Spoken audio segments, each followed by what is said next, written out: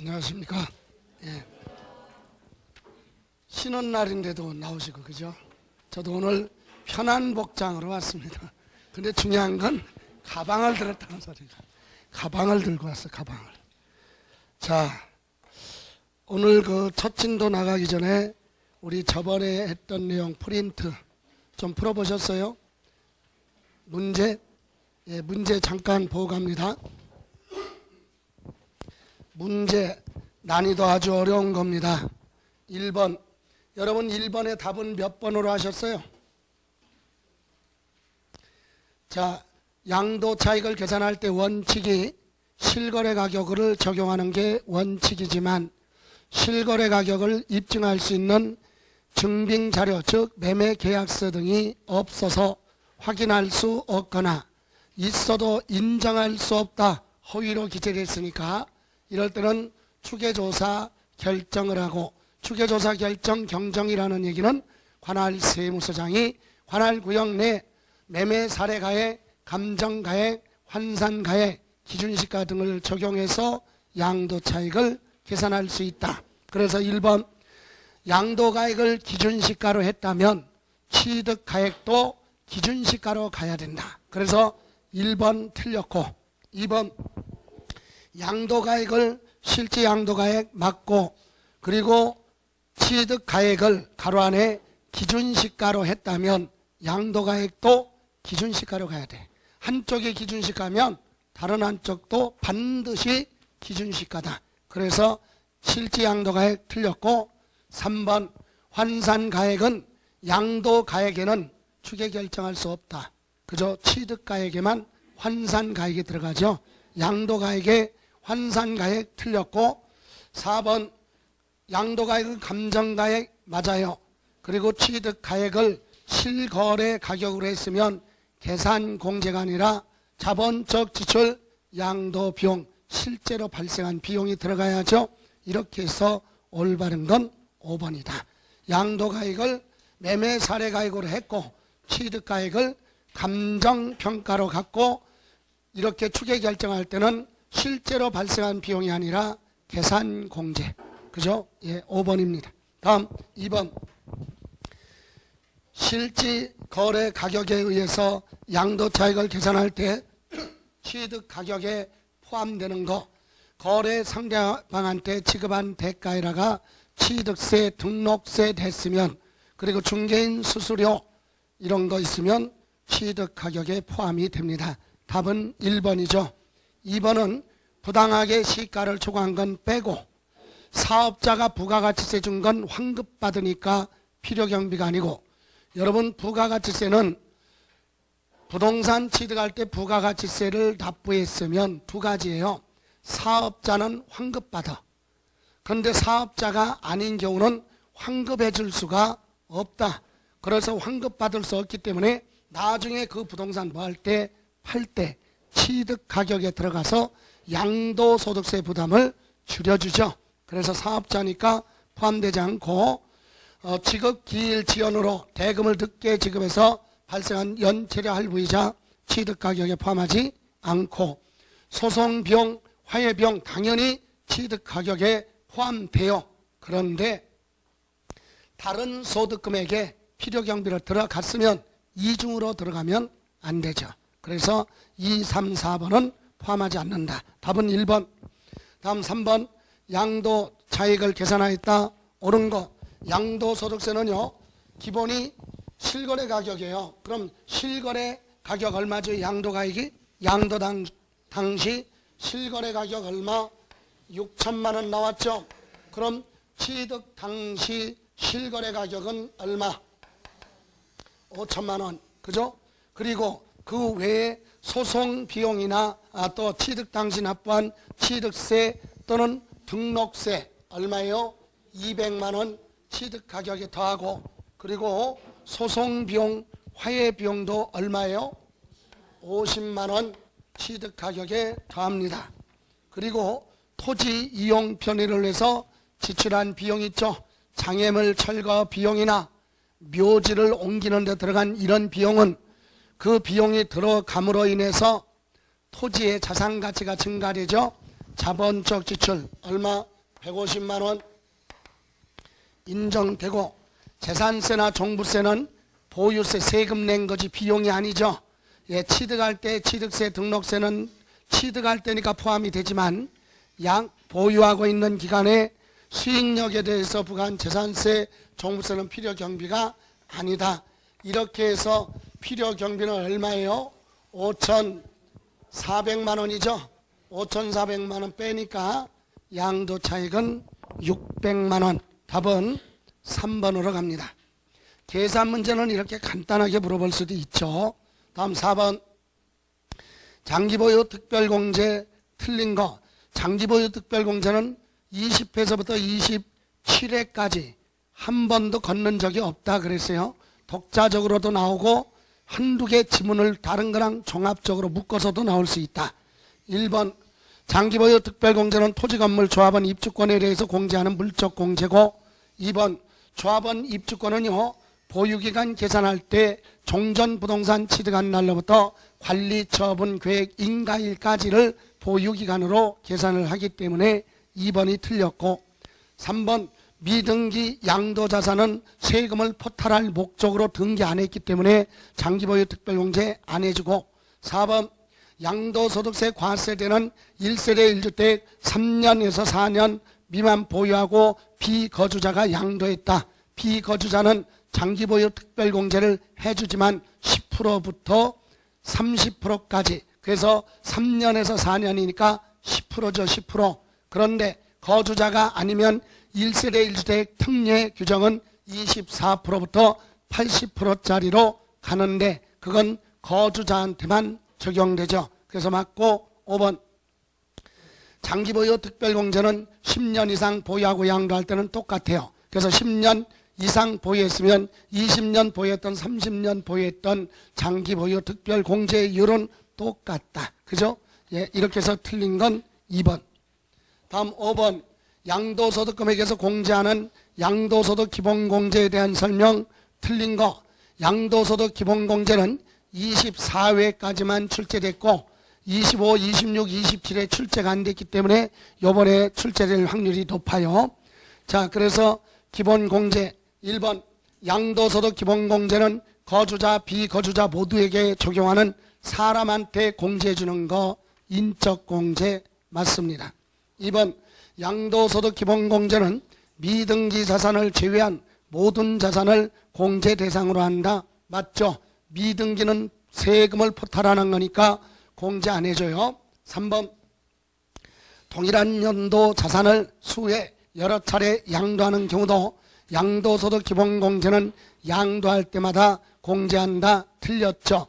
양도소득 기본공제는 소득별로 연 250만 원, 1년 동안에 250만 원 한도에서 공제해 주는 거지 양도할 때마다 계속해서 공제해 주는 건 아니다.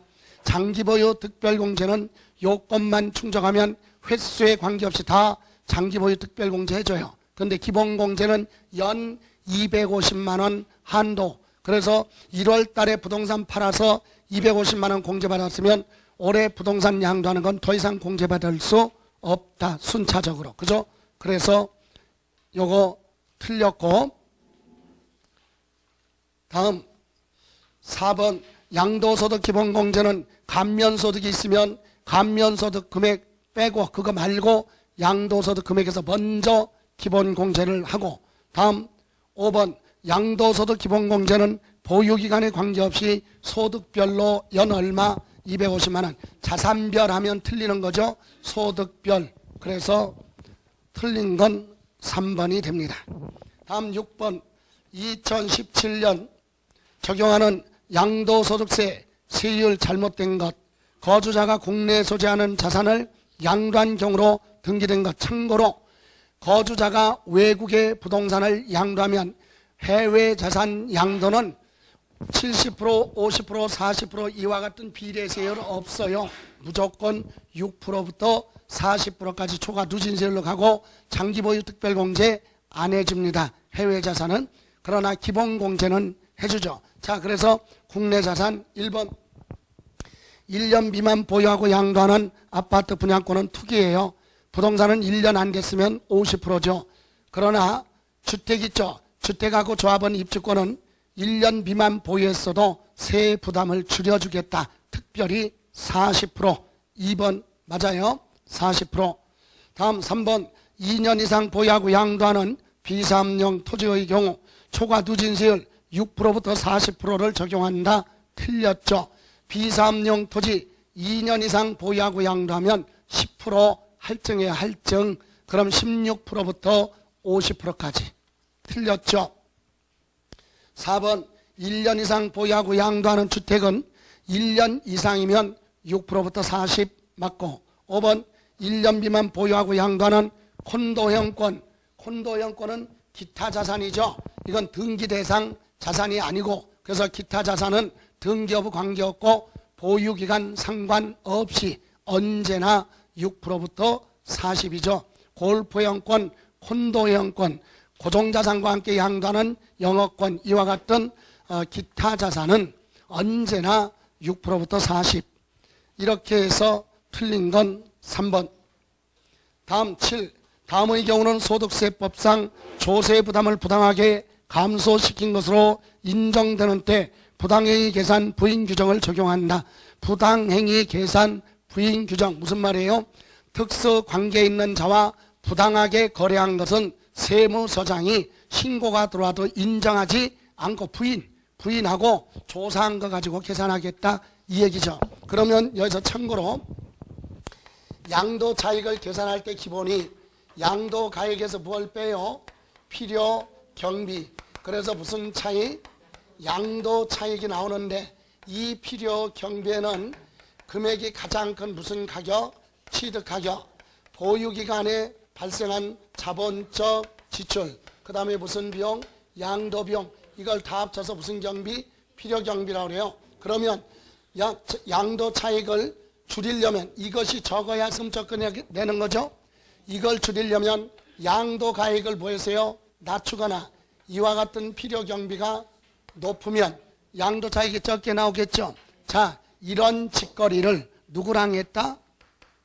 특수관계인. 이게 부당행위야. 예? 아무 관계없는 사람한테 내가 10억짜리 상가부동산을 이렇게 팔았어요. 부당거래야? 아니야, 내 맘이야. 그죠? 부당거래가 아니야. 누구랑?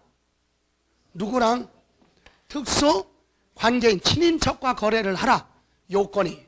그리고 두 번째는 무슨 행위를 했다고요? 못된 짓 한 거지. 무슨 행위? 부당행위. 부당행위가 뭔데? 세금 조금 내려고 이런 거 줄였다. 이걸 줄였다는 얘기는 뭐예요? 양도 가격을 낮췄다. 그래서 무슨 가액? 양도 가액을 낮춰요. 줄이면 다운계약서 작성하면 이게 적게 나오죠. 아니면 뭐야? 취득 가격을 높게 적어. 그래서 취득 가액을 높게 하면 이게 적게 나오죠. 이런 행위를 했다는 얘기야. 누구랑? 특수관계에 있는 자랑. 이해가세요? 이때 특수관계자는 배우자 직계존비속은 제외합니다. 배우자 직계존비속 부부간의 부모 자식은 빼고. 왜 빼요? 부부간의 부동산 매매는 기본이 증여야.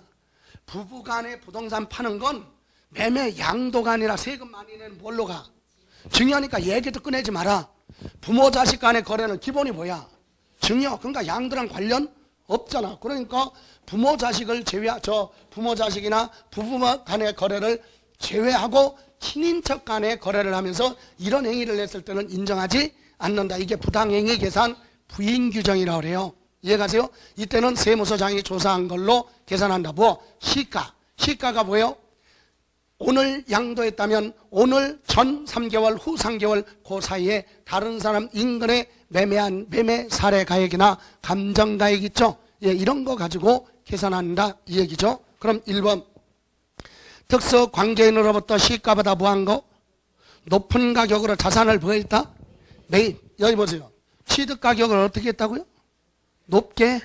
그러면 뭐가? 양도차익 적게 나오니까 부당행위. 맞죠? 예. 2번 특수관계인에게 시가보다 낮은 가격으로 자산을 보였다. 양도 가격을 낮췄죠? 그럼 이게 조금 나오니까 맞죠? 부당행위. 다음 세 번째, 특수관계인과 거래로 해당 연도 양도가액 또는 필요경비 계산 시 조세 부담을 부당하게 부한 거, 감소시킨 거. 그러니까 이 자본적 지출 같은 거 있죠. 비용 부풀렸다는 얘기예요. 이걸 많이 했다. 그래서 무슨 차이?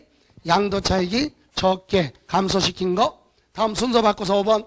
특수관계인과 거래로 차액이 시가의 100분의 얼마 5 이상 또는 차액이 얼마 3억 이상 차이 나면 부당거래로 보는 거죠. 자, 여기 친인척 간에 거래를 했고 양도가 이걸 시가보다 뭐 낮은 가격으로 또는 취득가격을 높게 했다. 얼마만큼? 그 차액이 차이 나는 금액이 시가의 몇 프로 5% 이상 차이 나거나 3억 이상 둘 중에 하나 해당되면 부당거래다. 이렇게 해서 틀린 건 몇 번이냐? 4번이에요. 부당행위에 해당하지 않는 거 4번. 특수관계인으로부터 시가보다 부한 거? 낮은 가격으로 자산을 매입했다. 자산을 매입했을 때 취득가격을 보세요. 낮췄다면 뭐가? 많이 나오죠 이거. 예? 이걸 줄이면 이게 많이 나오잖아. 국세청에서 국가가 세금 많이 내려고 부풀렸는데 처벌합니까? 표창장 줘야지 이거는. 그죠? 부당거래가 아니다. 답은 몇 번? 4번. 세금을 안 내거나 적게 내려고 한 게 부당행위예요. 예. 세금 많이 내면 홍보대사야.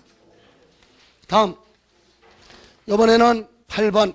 다음은 배우자 또는 직계 존비속 간의 증여재산에 대한 이월과세 내용이다. 틀린 것. 처음 시작하는 분도 자꾸 들으시면 돼요. 중요한 부분이니까. 여러분 배우자 직계 존비속 간의 증여재산 이월과세가 뭐야? 남편한테 증여받고 몇 년 지나서 팔아라. 부동산 기본 상식 5년. 부모 자식 간에 증여받았으면 증여받고 몇 년 지나서 팔아라. 그럼 5년 안 지나서 팔면 어때요? 팔아도 돼요. 그죠? 팔아도 되는데 뭐는? 세금은 많이 내라 이거지. 억울한데요? 그럼 몇 년 지나서 팔아라. 그 얘기예요.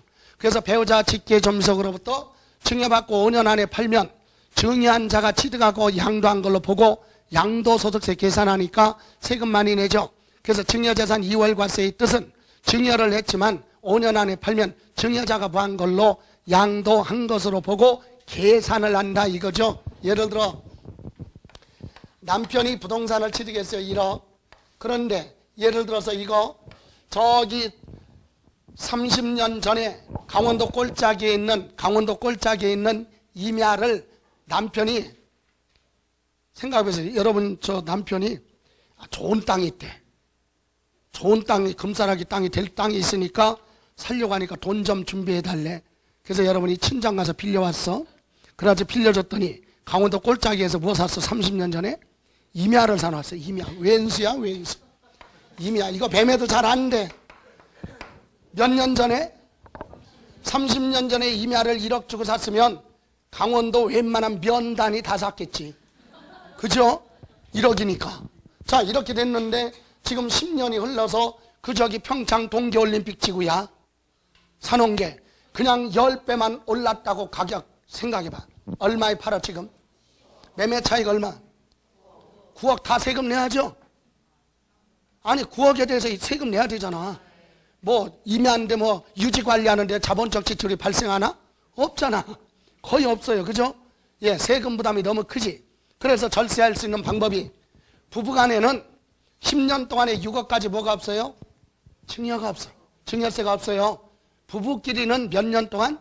10년 동안 공시가격으로 얼마? 6억까지 뭐가 없다? 증여세 없어요. 그럼 공시가격이면 실거래 10억이라고 해봐야 공시가격 6억도 안 돼. 좋아. 6억 정도 된다고 그래요. 6억 정도 상당하는 가격으로 뭐 했어요? 누구한테? 부인한테? 부인은 즐거운 마음으로 보내? 취득세 내. 증여세 낼 수도 있고 거의 안 낼 수도 있겠죠. 자, 증여하고 그 다음날 팔면 매매 차익이 조금 나오죠. 에? 부인이 여기서 10억에 팔아봐. 그럼 남편이 파는 건 얼만데? 매매 차익이 9억인데 부인이 팔면 그럼 매매 차익이 적으니까 세금 조금 낼 수 있죠. 이렇게 할 거란 얘기지. 이렇게 남편이 직접 팔면 세금 많이 나오잖아. 그러니까 누구한테? 증여세 부담 없이 부인한테 증여를 하고 부인이 받아갖고 중간에서 팔면 매매 차익이 조금 나오잖아요. 그래서 이런 행위를 하기 때문에 세법은 그걸 감안해서 어떻게 한다고? 배우자로부터 뭐 받고 증여받고, 아니면 부모 자식 간에 뭐 받고? 증여받고. 기준 딱 정해놔서 몇 년? 5년 지나서 팔아라 이 얘기예요. 그럼 5년 하루 뒤에 팔았어. 하루 뒤에 팔았어요. 타인한테 얼마? 9억. 누가 팔았죠 지금? 그럼 누가 세금 내야 돼? 양도소득세? 부인이 내야죠. 그럼 부인의 양도소득세 계산 어떻게 해요? 양도가액 얼마? 9억. 취득가격 6억. 매매 차이 이거 가지고 계산하겠죠. 몇 년 지나서 팔면? 5년하고 하루 있다 팔면 이렇게 돼. 정상이니까. 그죠? 근데 날짜 계산 잘못했어. 하루 전에 팔았네. 예? 5년인데 5년 하루 전에 팔았어요. 얼마에? 9억. 매를 버는 거지 이거는. 자, 누가 세금 내야 돼? 아니라니까. 부인이 돼. 부인이 내긴 내는데 계산만. 자, 얼마에 팔았어요? 취득가격은? 남편의 취득가격으로 한다 이 얘기예요. 예? 얼마? 8억. 이해가세요? 몇 년 안에 팔면? 5년 안에 팔면. 근데 이때 무조건 다 정해져 있다고 그랬죠? 토지 건물, 특정 시설물 이용권, 회원권, 부동산하고 회원권만. 아파트 분양권, 입주권, 조합원 입주권 이런 건 관계 없어요. 그냥 계산하면 돼 부인이. 근데 요 세 가지만 그래. 몇 년 안에 팔면? 5년 안에 팔면 무슨 차익 계산할 때? 양도 차익 계산할 때 무슨 가액에서? 무슨 가액에서? 양도 가액에서 공제하는 무슨 가액은? 취득 가액은 증여자의 또는 직계존비속의 취득 당시 가액으로 계산한다. 이해가세요? 그리고 보유기간, 이거 보유기간에 따라 장기보유 특별공제가 달라요. 그럼 보유기간은 어떻게 한다? 여기서 5년 안에 팔면 이렇게 계산한다. 이렇게 자동차 와이프 아니야 지금? 이렇게는 처음부터 끝까지 계산하라 이거지. 남편이 취득해서 뭐 한 걸로? 파는 걸로 계산한다. 뭐? 장기보유 특별공제할 때하고 세율. 이해가세요? 예, 그 얘기예요. 자, 그래서 문제 갑니다. 1번 거주자가 그 배우자 양도 당시 혼인관계가 사망으로 인한 혼인관계가 소멸된 경우는 뭐한다? 제외. 여기 보세요. 만약에 여기서 남편이 팔아도 부인이 팔아도 이 규정으로 안 가고 이리 가는 경우도 있어요. 팔기 전에 배우자가 여기서 뭐 했으면? 사망했으면 이 규정을 적용 안 하고 이리 가는 거예요. 이해가세요? 그런데 사망이 아니라 무한건, 이혼한 건 이리 가. 짜고 위장으로 이혼할 수 있죠? 예, 그래서 이혼한 건 이리 가는데 세금 조금 내려고 죽을 수는 없잖아. 그죠?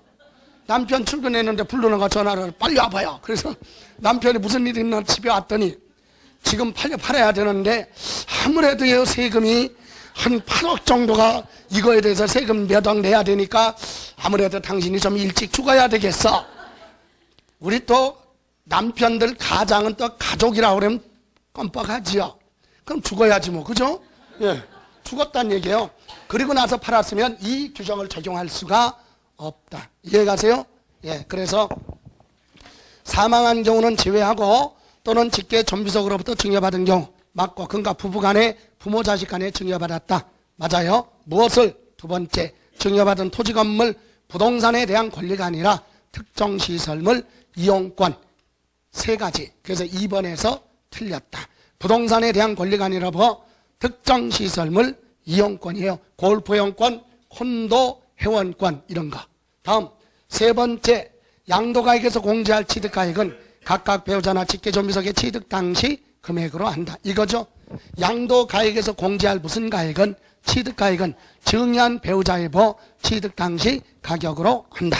맞고 4번 거주자가 증여받은 자산에 대해서 납부했거나 여기 증여받을 때 만약에 부어낸 거 있으면 증여세 낸 거 있으면 필요경비로 넣어줘요. 필요경비로 공제받을 수 있다. 다음 5번 장기보유 특별공제나 양도소득세 세율 적용할 때 보유기간은 와이프 이거 있죠? 합쳐서 계산한다. 증여자의 부한 날부터 취득한 날부터 보유기간으로 소급한다. 그죠? 예, 이렇게 해서 틀린 건 2번. 다음 9번 양도차익 예정신고에 대한 설명이다. 틀린 거. 예정신고 자진납부는 양도일로부터 2개월 이내 주소지 관할 세무서에 보아라 신고를 하여야 한다. 맞아요? 예? 틀렸잖아. 양도일로부터 몇 개월? 2개월 이내. 양도를 해서 언제까지 예정신고해야 돼요? 오늘 양도했잖아요. 요번 달 말부터. 양도일에 속하는 달 말일로부터 몇 개월? 2개월. 그죠? 틀렸죠? 2번 당해년도 누진세율 적용 대상 자산을 2번 이상 양도하는 경우 이미 신고한 양도소득 과세표준과 두 번째 신고하는 과세표준을 합산해서 봐라 신고해야 된다. 맞죠? 예. 3번 양도 차익이 없거나 양도 차손이 발생했다. 그래도 뭐는 하라? 신고해야 된다. 신고하지 않는다. 틀렸어요. 예. 다음 4번 예정신고 기한 내 예정신고 납부하는 경우 당해 소득에 대한 확정신고 아니할 수 있다. 안 해도 되죠? 예정신고 했으면 뭐 안 해요? 확정신고 안 합니다. 5번 부담부 증여에 대한 예정신고는 양도일에 속하는 달 말일로부터 몇 개월? 3개월 이내. 2개월이 아니에요. 올해 개정돼서 처음 들어온 거. 예? 개정돼서 처음 들어온 거 치면 부담부 증여는 증여세랑 똑같아요. 양도일에 속하는 달 말일로부터 3개월짜리가 하나 들어왔죠. 예. 이렇게 해서 오류가 발생해서 1번하고 몇 번? 3번. 둘 중에 하나 골랐어요? 둘 중에 하나? 예. 근데 두 개 다 비켜갔어요? 예, 괜찮아. 괜찮아요. 예. 다음 10번. 다음 중 양도소득세 1세대 여부를 판정함에 있어서 배우자가 없어도 세대를 인정하는 내용이다. 틀린 거. 거주자, 여기서는 부모랑 주민등록 떨어져 나오면 별개의 하나 세대 인정해 주죠. 그래서 30세 이상인 자는 부모랑 떨어져 주소 분가를 하면 별도로 하나 세대 인정해 줘요. 두 번째 경력자라고 그랬죠. 경력자 우대. 어떤 사람이요? 그렇죠. 지금 현재 배우자가 없어도 왜 배우자가 없느냐? 과거에 결혼했었지만 배우자가 사망했거나 이혼했다. 그래서 현재 누가 없어도 배우자가 없어도 결혼했었던 사람은 경력자는 인정해줘. 다음 네 번째 미성년자가 결혼했거나 가족이 뭐했어요? 사망하는 등 부득이한 사유. 가족이 사망했다는 얘기는 고하죠. 하나의 세대 인정해줘야 된다. 미성년자도 결혼하면 별도의 세대예요. 틀린 건 5번. 왜? 소득세법상 소득이 국민기초생활보장법에 의한 기준중위 소득의 100분의 40 이상 있으면 되는데 이때 미성년자는 제외. 미성년자는 소득이 있다고 인정해 주는 거 아니에요. 미성년자는 부모랑 떨어져 있을 때 하나의 세대에 인정해 주는 경우는 가족이 사망했거나 또는 결혼했을 때만이다. 그죠? 예, 5번 틀렸고 11번 농지 교환 분합으로 인해서 발생하는 소득으로서 비과세 적용받기 위해서 충족해야 될 금액 요건 옳은 것. 여러분 농지 교환 분합할 때 비과세 혜택을 줄 때는 요건 있죠. 하나는 뭐예요? 금액 요건. 서로 교환할 때는 토자격 큰 쪽에 차액이 몇 분의 몇? 4분의 1 이하가 되라. 4분의 1 이하. 27회 시험에서도 물어봤죠. 3분의 1 이하. 그게 아니라 4분의 1 이하. 답은 몇 번이에요? 예? 4번이죠. 농지 분할하는 경우 쌍방 토지가액 차액이 큰 쪽에 4분의 1 이하. 그죠? 예, 그리고 국가 등이 소유하고 있는 토지와 국가 등이 시행하는 사업으로 아니면 법률에 따라서 아니면 경작상 교환 분합할 때 비과세죠. 올바른 건 4번. 12번 비과세 대상 1세대 1주택 범위 설명한 것이 다 틀린 거 1번 한 울타리 안에 2주택이 있는 경우로서 한 세대가 사실상 거주하는 경우는 1주택으로 본다. 단독주택 2개 사갖고 출입문 담장 울타리 하나 하고 출입문 대문 하나 만들어 놓고 한 가족이 두 건물에서 살아. 등기관리증에는 주택 몇 개예요? 2개지만 사실관계로 볼 때는 한 가족이 살죠. 그거 1세대 1주택이야. 1세대 1주택. 맞죠? 2번 양수자 등기 지연으로 공부상 2주택인 경우 여러분이 주택을 2개 가지고 있는데 어저께 하나 팔았어요. 어저께. 그런데 아직 뭐 안 해갔어요? 시간적 여유가 없죠. 소유권 이전 등기 안 해갔어요. 그럼 여러분 등기관리증에 여전히 주택 몇 개야?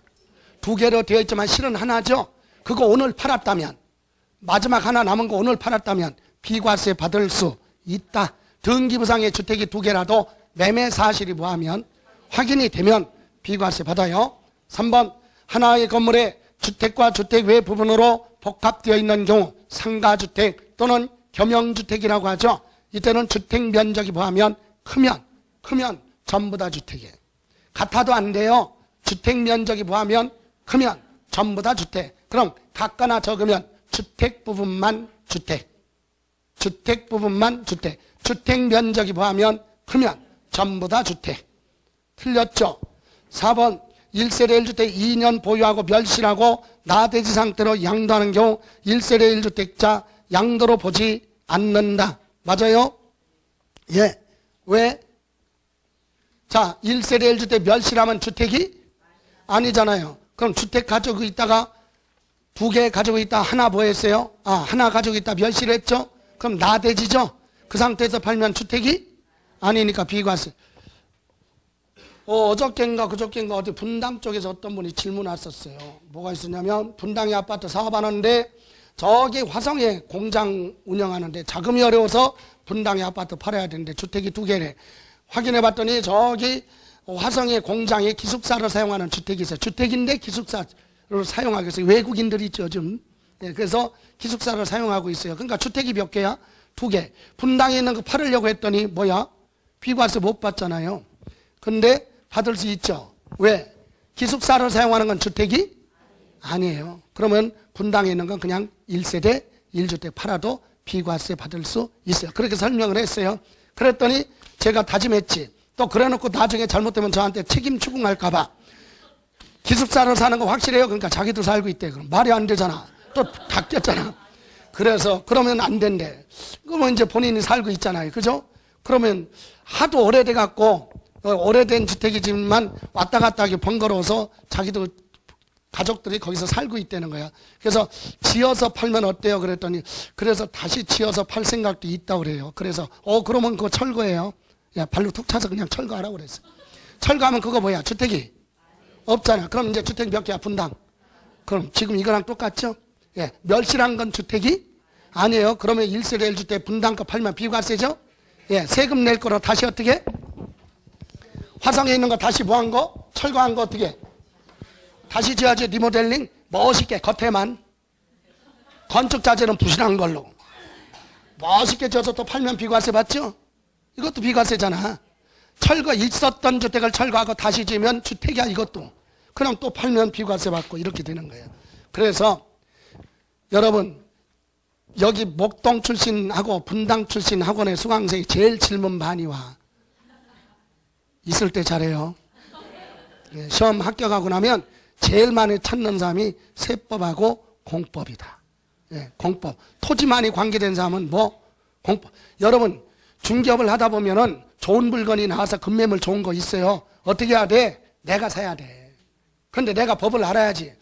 예, 땅을 있으면 저 지역이 풀릴 건지 안 풀릴 가능성이 있는지 없는지, 조만간에 풀릴 가능성이 있는지, 절대로 풀리지 않는 지역인지 이런 거 확인을 해봐가지고 가능성이 있으면 그런 거 사서 가지고 있다가, 물론 불법이죠. 불법 아닌가? 그죠? 중개업자는 직접 거래할 수 없죠? 예, 법대로 하면 세상 힘들어. 그죠? 예, 공부할 때만 법을 준수해. 그리고 실무에 가서는 법을 다 잊어버려야 돼. 그래야 돈이 보입니다. 다음. 자, 그래서 그거 다음 5번. 다가구 주택을 한꺼번에 다 팔면은요, 주택 하나로 봐요. 다가구 주택을 한꺼번에 다 팔면 하나의 뭘로 본다? 주택. 맞죠? 예, 이렇게 해서 틀린 건 3번. 13번.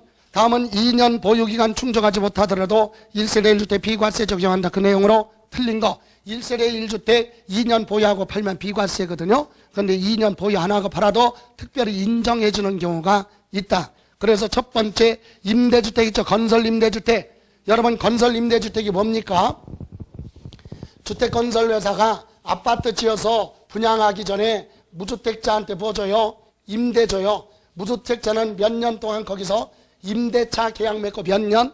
5년 동안 거주하다가 그 아파트 뭐 받아요? 분양받는 조건. 그게 건설임대주택이죠. 아니 주택건설회사가 어떤 분은 그러대. 아니 주택건설 회사가 왜 아파트 지어서 그냥 분양하지 왜 임대를 주다가 분양을 합니까? 그러는데 국가가 시켰어요, 법에. 예? 주택 아파트 몇 호 이상 지었으면 그중에 몇 프로는 뭐를 하라? 무주택자 대상으로 임대를 하다 팔아라, 이렇게 법에 되어 있기 때문에 어쩔 수 없는 거지. 자, 이런 주택은 그러면 세입자가 거기서 몇 년 살아요? 5년 동안 거주하여 거주하고 나서 그 아파트 뭐 받았어요? 분양받았을 때 비로소 취득이죠. 살았어도 취득이 아니잖아요. 그럼 분양받았을 때 이제 취득이죠. 그리고 자기 앞으로 뭐하고 등기하고 한 달 있다 팔아도 2년 보유한 걸로 봐줘요. 왜? 취득하기 위해서 5년 가족이 거주 살았기 때문에. 그래서 여기서 키포인트는 바로 뭐냐면 건설 임대주택을 취득한 날이 아니에요. 임차 일로부터 당해주택 양도할 때까지 거주기간이 몇 년? 5년 이상인 경우. 1번 틀렸죠. 예? 두 번째 줄 끝에 취득일로부터 아니라니까. 취득이 아니라 뭐? 임대차 계약한 날부터 그냥 날짜 계산하라. 팔 때까지 몇 년 거주? 5년 거주. 그래서 틀렸고, 2번은 주택 전부 또는 일부가 법률에 뭐가 됐어요? 수용. 내 의사와 상관없죠? 비과세. 3번 해외 이주법에 따라 해외 이주로 세대 전원이 뭐합니까? 출구. 이민 가는 거죠. 이주. 이민 가요. 이때는 1세대 1주택 2년 보유 안 해도 비과세 혜택을 줍니다. 다만 매매가 안 되면 먼저 뭐하고 출국하고 출국한 날로부터 몇 년 안에 팔아도 2년 안에 파는 것까지도 비과세 혜택을 주죠. 그래서 맞고 4번 1년 이상 거주한 주택, 요거는 1년 이상 거주해야 돼요. 주민등록 두고 1년 이상 살던 주택을 취약은요 중학교까지는 해당되지 않아요. 다시 말하면 유아원 초등학교 중학교 입학하기 때문에 이사간다 안 돼. 고등학교부터 해당이 됩니다. 그 다음에 질병치료 요양, 학교폭력 또는 근무상 형편 이런 걸로 타 지역이죠. 타 시군으로, 그러면 특별시에서는 다른 구에서 다른 구로 이전하는 경우에 한해서 1년만 거주했으면 2년 보유 안 해도 비과세. 맞고 5번 1년 이상 계속해서 국외 거주를 필요로, 아까 3번은 해외 이주법에 따라 이민 가는 거고, 그죠? 5번은 이민 가는 건 아니지만 외국에 나가서 1년 이상 살다가 와야 돼. 왜? 취약 또는 근무상 형편으로. 예를 들어 남편이 해외 지사로 파견 나가요. 1년 6개월 동안 예를 들어 파견 나간다. 1년 이상이니까, 그죠? 그럼 남편만 갔다 오면 되죠? 근데 뭐라 그랬어요? 제가 이거 할 때 여자의 뭐? 느낌이라는 게 있죠? 남편이 갔다 안 올 것 같아?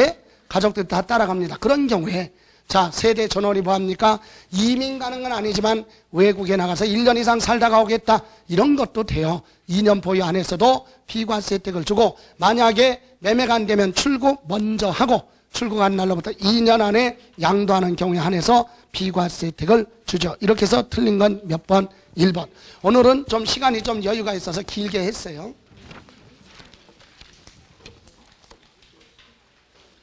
자, 이제 7월달 8월달 문제풀이 하기 전에 마지막 이론 정리를 한번 다시, 했던 분들은 다시 한번 기억을 더듬고 정리하시고, 그죠? 처음 시작하는 분은 옆에 사람 책이 지저분하잖아요. 거기에는 굉장히 아픔이 있다는 걸 이해하셔야 된다. 시간적으로 경제적으로 시간을 많이 투자한 거니까 좀 더 신경 쓰셔서 정리를 한번 하셔야 됩니다. 우리는 저 공인중개사 시험 인원이 많은데도 학원에 나와서 전력 질주해서 공부하는 사람들이 그리 많지 않아요. 7만 명에서 8만 명, 9만 명까지는 늘 원서만 냅니다. 원서. 그러니까 7만 명에서 8만 명, 9만 명은 늘 원서만 낸다는 얘기는 시험 당일날 안 나와. 그 전날 막걸리 마셨나 봐. 그러니까 원서 접수할 때는 혹시나 해서 접수했지. 그 다음부터 책을 안 보니까 아예 갈 이유가 없죠. 이런 분이 있고, 그리고 공부한 것도 아닌 것이 안 한 것도 아닌 사람이 5만 명. 이 사람들은 늘 책은 사요. 늘 박시계 아는 게 많어. 그래서 여러분 주변에도 괜히 오지랖 넓은 사람들이 있어요. 학원마다 강사들 전부 다 프로필 다 알고 다 외워요. 그리고 분석까지 해. A라는 학원의 선생은 어떻고, B라는 선생은 말이야 민법 선생이 어때, 아주 분석은 잘해. 중요한 건 본인은 왜 안 해? 그잖아. 그러니까 선생들 분석 어떤 학원에 선생이 어떻대 뭐 하고 막 이런 얘기를 많이 합니다. 그런 사람은 장수생이야. 장수생. 그래서 공부는요 어차피 자기가 뭐 해야 되고 공부할 거잖아요. 인쇄된 글자하고 자기가 봐야 돼. 누가 봐주는 게 아니라는 얘기죠. 예, 그러니까 좀 지금부터라도 계획을 잡고 하시면 돼요. 지금 오랫동안 하신 분들은 1월 달부터 하신 분들은 이제 5월 달, 6월 달은 수업 2차는 기본 수업만 들으시고 나머지는 1차 과목으로 가야 돼. 오늘 세법 끝나고 나면 저녁 잠잘 때까지는 뭐? 민법이나 학개론. 그럼 내일 예를 들어서 중개사법 한다. 그럼 수업 듣고 나서 또 나머지는 뭐? 잠잘 때까지 1차 과목 정해놓고 하는 거죠. 공법하는 날은 어렵게 생각하니까 공법만 해요. 하루 종일. 복습. 그리고 민법하는 날은 민법만 해. 학개론 하는 날은 학개론. 아, 그럼 일주일 내내 하잖아. 일주일 내내. 그게 꾸준하게 가면 되는 거예요. 근데 오늘은 뭐 하지? 집에서 올 때 뭐 하지 오늘 계획을? 민법책도 넣고 학개론도 넣고 옆 사람이 만약에 독서실에서 민법하면 나도 뭐 하고 민법. 큰일 납니다. 큰일 나. 내가 잘 모르는 거 있죠? 그거 하나씩 점검하시기 바래요. 자, 그럼 이제 여러분 교재 18쪽의 조세 총론부터 갑니다.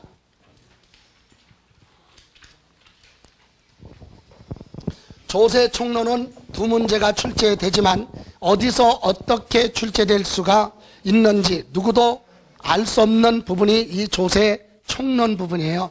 아니 부동산 세법이 아니라 부동산에 관련된 거든 안 거든 세법 전체적인 내용에 대해서 두 문제를 물어보기 때문에 또 출제자가 출제의 난이도 조절을 할 때 듣도 보지도 않았던 것, 기본서에 없었던 것도 세금에 관련된 거니까 물어볼 수도 있는 부분이 조세 총론이에요. 그래서 우리는 시간을 많이 투자할 수 없어요. 그래서 조세 총론에 보시면 자, 특징 잠깐만 보세요.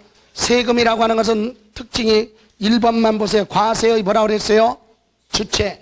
과세의 주체는 세금을 누가 내라고 하고 걷어갈 수 있는 권한을 누가 가지고 있느냐? 세금은 오로지 누구? 국가. 또 하나는 지방 자치단체만이 부가징수할 수 있다. 그럼 국가나 지방자치단체가 부가징수하는 세금이 부가징수하는 걸 세금이라고 하는데 그럼 공공기관에서 걷어가는 벌금, 과태료 이와 같은 것 이런 건 뭐가 아니다? 세금이 아니다. 그죠? 그래서 국가가 걷어가는 세금을 앞으로 뭐라고 그래요? 국세. 지방자치단체가 부가징수하는 세금을 국세, 지방세라고 한다. 그죠? 그럼 여러분 하나 알고 가야 될 건 20쪽에 보시면 첫 번째 이제 뭐 나왔어요? 조세 수입 용도에 따른 분류에 뭐가 나왔어요? 목적세, 보통세 나왔죠? 20쪽에 조세 수입, 세금을 국가나 지방자치단체가 걷어다가 어디에 사용할 거냐? 그 용도에 따라서 보통세가 있고 목적세가 있다. 보통세는 일반 경비에 사용하겠다 이거죠. 그래서 우리는 기억할 것 같고 우리 목적세는 국가나 지방자치단체가 특정 목적에만 사용하겠다. 그래서 목적세가 있어요. 그럼 첫 번째 국가가 걷어가는 국세 중에 목적세는 교육정책에 사용하겠다. 그래서 뭐? 교육세. 그죠? 낙후된 농촌어촌을 지원하는데 사용하겠다. 그래서 동어촌 특별세. 고속도로 시설을 확충하거나 에너지 정책에 사용하겠다. 교통에너지 환경세. 그리고 지방자치단체에서 부가징수하는 지방세 중에 목적세는 지방교육세하고 그 다음에 지역자원시설세 이렇게 해서 5가지 목적세는 시험 보러 가실 때까지 조세 총론에서는 이 부분만 자꾸 읽어보시고 목적세 5가지 이해하고 있어야 됩니다. 다음 21쪽에 보시면 독립성 여부에 따른 분류라고 해서 뭐 있어요? 독립세가 있고 또 하나 뭐? 부가세라는 게 있죠. 여기서 필수로 해야 될 거 뭡니까? 부가세. 부가세는 부수적으로 다른 세금이 나오면 거기에 부수적으로 추가로 덤으로 이렇게 따라가는 세금, 붙는 세금을 부가세라고 한다. 왜 따라갑니까? 독자적으로 세금 계산할 수 없다. 그래서 부가세라고 해요. 독립세는 뭐냐? 법률에 따라 각각 독자적으로 세원이 기재되어 있기 때문에 세금 계산할 수 있어요. 대부분의 세금이 다 독립세예요. 그런데 부가세는 크게 세 가지가 있다. 그래서 이 부가세는 다른 세금에 추가로 부과되는 이와 같은 부가세는 첫 번째 교육정책에 사용하겠다. 그래서 교육세, 낙후된 농촌이나 어촌 지원 육성 개발하는 데 사용한다. 그래서 농어촌 특별세, 그리고 지방자치단체 교육정책에 사용한다. 그래서 지방교육세가 있어요.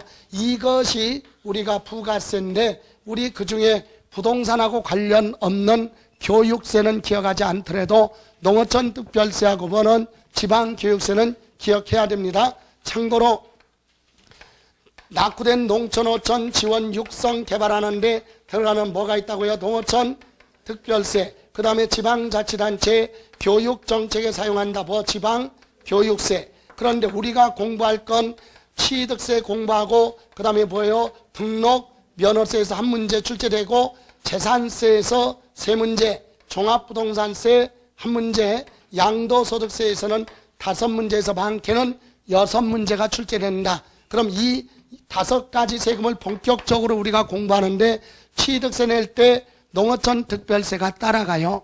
그 다음에 지방교육세도 취득세 낼 때 따라갑니다. 그리고 등록면허세 낼 때 감면받은 거 있으면 농어촌 특별세가, 그 다음에 지방교육세가 따라가요. 그 다음에 재산세는 농어촌 특별세는 관계없지만 보는 지방교육세는 추가로 따라가죠. 그리고 종합부동산세 낼 때는 농어촌 특별세는 부과되는데 지방교육세는 부과되지 않는다. 그 다음에 농어촌 특별세도 양도소득세 감면받았을 때 따라가지만 지방교육세는 부과되지 않습니다. 이렇게 기억을 하시고, 또 하나 특징이 이와 같은 뭐는 이걸 뭐라고 그래요? 이런 세금에 따라간다. 그래서 아까 부가세라고 그랬죠. 이 부가세는요, 납세 의무 성립 시기, 세금 내야 될 뒤에 나오는 납세 의무 성립되는 시기, 그 다음에 세금이 얼마냐, 어디에 누가 내야 되느냐, 납세 의무가 구체적으로 결정되는 확정 시기, 그리고 납세 의무자가 세금을 계산해서 스스로 신고하고 납부하는 신고납부, 과세권자가 세금 계산해서 나와요? 고지서 발부하는 그런 제도를 우리는 보통 징수라고 하는데, 이런 내용은 이와 같은 부가세는 전부 다 본세를 따라간다는 사실이야. 다시 말하면 농어촌 특별세는 신고납부입니까? 보통 징수입니까? 신고납부가 뭐죠? 과세표준과 세금을 계산해서 스스로 세금을 신고도 하고 되는 걸 신고납부. 그러면 보통징수는 과세권자 국가나 지방자치단체가 세금을 계산해서 납세의무자한테 세금 내라고 고지서 발부하는 걸 보통징수. 그런데 이 두 가지 농어촌 특별세는 신고납부냐 보통징수냐 둘 다 해당될 수 있다. 취득세에 붙으면 취득세 따라가고 신고납부, 등록면허세에 붙으면 등록면허세 신고납부니까 따라서 신고납부고, 재산세, 종합부동산세에 붙을 때는 종합부동산세는 고지서 나오니까 보통징수, 따라서 보통징수, 양도소득세 부과될 때는 따라서 신고납부. 이렇게 또 확정시기, 이 지방교육세도 똑같아요. 납세의무 성립시기는 취득세 따라가고 등록면허세 따라가고 재산세 따라간다 이거예요. 그 다음에 여기 나와 있는 확정시기도요, 세금 내야 될 세금에 대한 모든 것이 결정되는 건 본세를 따라간다. 또 하나 뒤에 이제 또 설명드리겠지만 이와 같은 농어촌 특별세는 여기 따라서 요거 취득세 신고납부죠. 등록면허세 뭐예요? 신고납부. 그럼 취득세 낼 때 무엇도 내야 돼? 농어촌 특별세 내야죠. 근데 취득세 신고 안 했어요. 그럼 얘도 신고 안 했단 얘기죠. 얘도 신고 안 했단 얘기지. 그럼 취득세 신고 안 하면 뭐부터요? 가산세부터. 그럼 여기 신고 안 했으니까 얘도 가산세 따라가느냐? 아니다. 요거 특별히 요 두 가지는 신고 불성실 가산세가 적용되지 않아요. 다시 말하면 취득세 신고 납부 안에서 취득세 가산세가 붙었기 때문에 농어촌 특별세 가산세 또 붙을 수 없다. 본세 따라가지만 요건 안 따라가. 그래서 농어촌 특별세하고 지방교육세는 신고 불성실 가산세 적용하지 않는다는 특징이 있어요. 이따가 또 나올 겁니다. 자, 그래서 지금 중요한 건 이 부가세 기억하시고, 다음 저 뒤에 가서 23쪽에 보시면 부동산 취득하는 과정 그랬죠. 자, 부동산을 구할 때 취득, 가지고 있을 때 되는 걸 뭐라 그래요? 보유 과정. 그 다음에 부동산을 양도, 처분했을 때죠. 자, 부동산은 취득했을 때 되는 세금, 가지고 있을 때 되는 거, 양도했을 때 되는 거. 그러면 여러분 취득세 있죠? 대표적인 게 뭐요? 취득세는 부동산 뭐 할 때? 취득할 때. 그 다음에 등록, 면허세도요, 부동산 취득하고 관련이 있다. 각종 권리 취득도 해당이 되니까. 그 다음에 매년 되는 뭐는? 재산세는 무슨 과정이에요? 보유 과정이에요. 보유 과정. 보유 과정. 그 다음에 우리 매년 부과되는 종합 부동산세 있죠? 우리가 공부할 거. 이것도 보유 과정에 되는 세금이죠? 예. 그 다음에 소득세라고 나왔어요. 소득세. 이렇게 소득세 나오면 부동산 취득할 때는 소득이 발생하지 않아요. 그런데 가지고 있을 때는 부동산 가지고 있으면 임대사업하죠. 그러니까 소득세는 보유 과정에 관련이 있고 팔았을 때는 양도소득세로 관련이 있겠죠. 취득할 때는 소득이 발생하지 않는다. 다음, 그럼 이런 거 시험에 나오면 얼마든지 맞출 수 있잖아. 이 정도면 할만하잖아요. 근데 요즘은 옛날에는 그것도 많이 나왔는데 요즘은 좀 수준이 높아졌어요. 그래서 좀 물어보더라도 우아한 거 물어보지. 농어촌 특별세 하고요.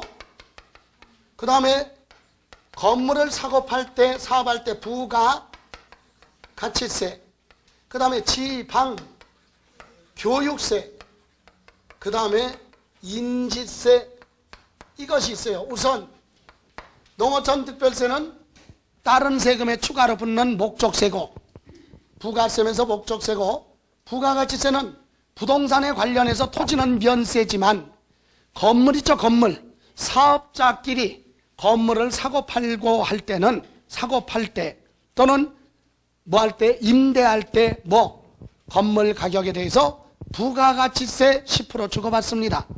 그러면 이와 같은 부가가치세, 그리고 요거 인지세는 부동산에 관련해서 매매 계약을 체결하면 소유권 무슨 등기?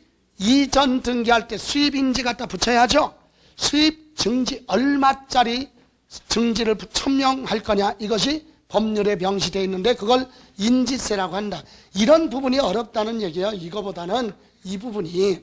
그럼 농어촌 특별세는 여기 아까 취득세 낼 때 따라가죠.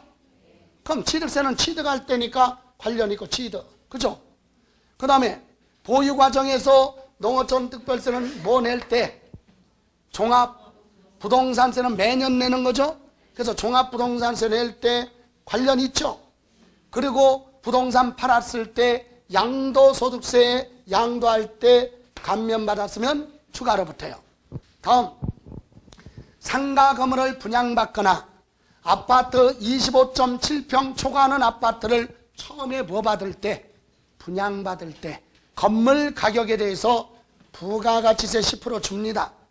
그리고 상가 건물 가지고 임대 사업을 하면 임대료 받을 때 부가가치세. 그리고 건물을 팔았어요. 상가 건물 같은 건 부가가치세, 건물 매매 가격의 10%. 다 관련 있죠. 다음, 지방교육세는 따라가는 거. 취득세, 등록세, 등록면허세 낼 때 취득에 관련 있고, 보유 과정에는 뭐가 있어요? 재산세 낼 때 따라가니까 양도랑은 관련이 없다. 그 다음에 인지세는 부동산 사고 팔 때라고 그랬죠. 사고, 취득, 팔고, 양도, 그죠? 그러면 임대차 계약은 소유권 이전이 아니기 때문에 수입인지가 안 붙어요. 이렇게 해서 제일 핵심이 어려운 것이 이 부분이다. 그런데 이것을 다 외우려고 하지 말고 요 두 가지만. 지방교육세는 뭐랑 관련 없어. 양도랑 관련 없고, 인지세는 사고 팔고, 그러니까 뭐랑 가지고 보유랑 관련, 그거 두 개만 기억하면 되죠. 나머지는 다 취득, 보유, 양도 다 관련이 있잖아. 그죠? 예, 지방교육세는 양도랑은 관련 없다. 그 다음에 인지세는 사고 팔 때만, 보유과정 관련 없습니다. 그거 다음 저 뒤로 가서 이번에는 26쪽에 보시면 맨 밑에 과세기간 및 신고기한 그랬죠? 1번 과세기간이 뭐냐? 세금을 계산할 때 기초가 되는 걸 과세표준이라고 하는데, 과세표준에 따라서 세금이 높고 많고 적고 달라져요. 그런데 언제서부터 언제 거 가지고 세금 계산할 거냐, 즉 과세표준으로 계산할 거냐, 이렇게 정해놓은 기간을 과세기간이라고 하는데, 모든 세금이 과세기간 정해진 게 아니에요. 여러분, 취득세는 언제서부터 언제까지 취득했을 때 취득세 내라, 그런 규정이 없어. 왜? 언제든지 뭐를 하면 취득하면 내는 거지, 날짜를 정해놓은 게 아니란 말이에요. 그래서 과세기간이 정해진 건 날짜를 기억하라는 게 아니라 세금 중에서 언제서부터 언제까지에 대한 거 가지고 세금 계산할 거냐, 이 기간을 과세기간 정해놔 있는데, 대표적인 게 소득세예요. 소득세는 돈 벌 때마다 소득세 계산하는 게 아니라 1월 1일부터 언제까지, 12월 말까지 개인이 1년 동안에 벌은 거 가지고 계산한다. 그래서 과세기간 정해져 있고, 부가가치세 있죠? 부가가치세는 6개월 단위, 물론 간이과세자는 1년으로 할 수도 있지만 일반 과세자의 경우는 6개월 단위예요. 1기, 2기. 1월 1일부터 6월 말까지 6개월치씩 묶어서, 그리고 2기는 7월 1일부터 12월 말까지 묶어서 기간이 정해져 있다. 날짜 기억하라는 게 아니라 과세기간이 정해져 있는 세금이 뭐냐? 소득세, 부가가치세. 또 개인이 내는 건 소득세지만 법인이 내는 세금을 뭐라 그래요? 법인세. 회사도 1년 동안 돈 벌었죠? 그러면 소득세, 법인도 법인이 벌은 거에 대해서 법인세 계산하는데, 회계기간 사업연도다. 그래서 이건 날짜로 정해놓은 게 아니라 1년을 뭐할 수 없다, 초과할 수 없다, 이렇게만 되어 있어요.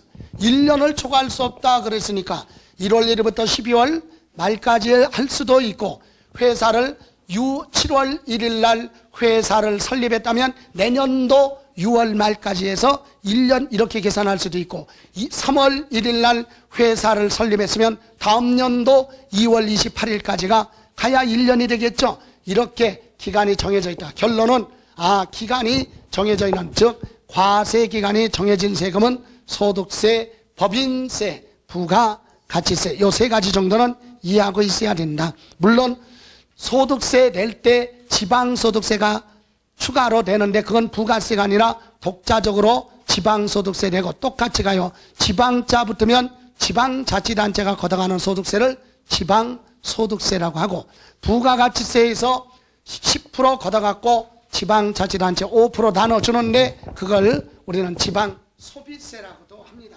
그래서 거기까지는 기억하지 않아도 돼요. 그냥 세 가지, 소득세, 법인세, 부가가치세, 요 정도만. 다음 그 밑에 신고기한 그랬죠?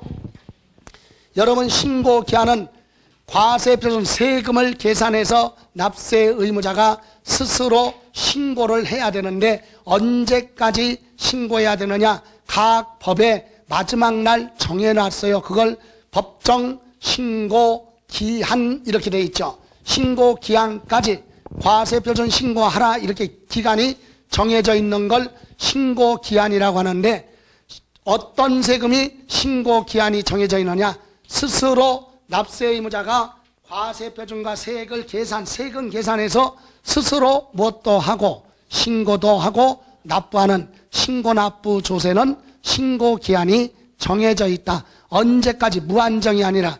그래서 대표적인 거 취득세는요, 취득세는 언제까지 취득세를 신고해야 되냐? 과세표준을 취득한 날로부터 60일 이내 얼마 주고 취득했다 이렇게 신고해야 돼요. 신고도 하고 뭣도 해야 돼. 납부해야 돼. 일단은 납부하든 안 하든 뭐는 하라. 신고. 언제까지? 취득한 날로부터 며칠? 60일. 그래서 취득세는 취득일로부터 60일이에요. 물론 상속받아서 취득한 경우는 상속은 길게 가야죠. 그래서 상속 개시일에 속하는 달 말일로부터 6개월 이렇게 되어 있지만 상속이란 단어 없으면 취득세는 취득한 날로부터 60일이에요. 그럼 등록면허세도 신고하는데 언제까지 신고하라? 등기 등록하기 전까지. 언제가 됐던 여러분 등기를 언제까지 하라 그런 규정 없으니까 등기하기 전까지만 신고를 하라. 등록면허세 그리고 대표적인 거 소득세. 소득세는 원래 확정신고다 그래서 다음 연도 소득이 있으면 그 해 다음 연도예요. 여러분 올해 2017년에 발생한 소득은 언제까지 신고하느냐?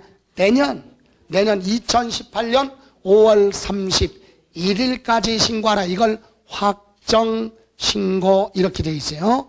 예, 소득세. 그리고 부가가치세는 일기기 정해져 있는데 1월 1기는 1월 1일부터 6월 말까지 6개월치를 묶어서 다음 달 25일이에요. 다음 달 25일. 그러니까 7월 언제?